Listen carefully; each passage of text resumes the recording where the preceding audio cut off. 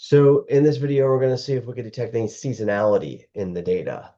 So the first thing we're going to do is we're going to start with our observation date, and we're going to drag and drop it into rows.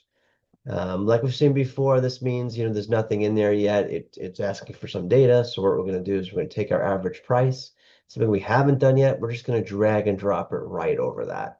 And right away we see, okay, so the average price of all the observations for 16, 17, 18, and 19. So we need to get a lot more granular than that. And so two ways we could do is one was we could start with our quarters and go down to our month, and our quarter, then our month, and so on.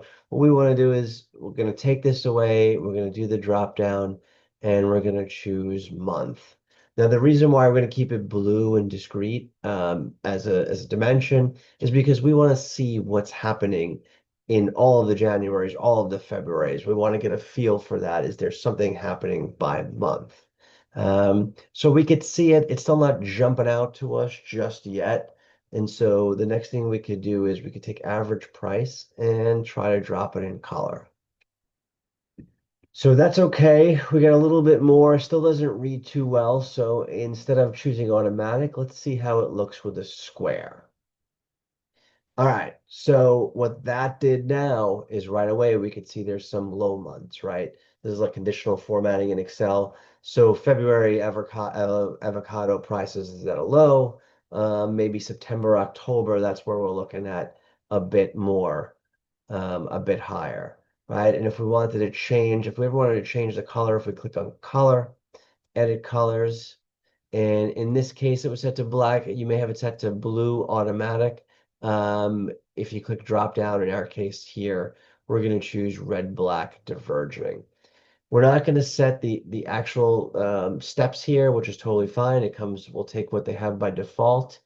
This is a good one, red, black, especially if you're doing like profit and loss. If you come into something like that, you're going to want to use red, black, diverging most likely. And we could see here again, 124 low in February and so on.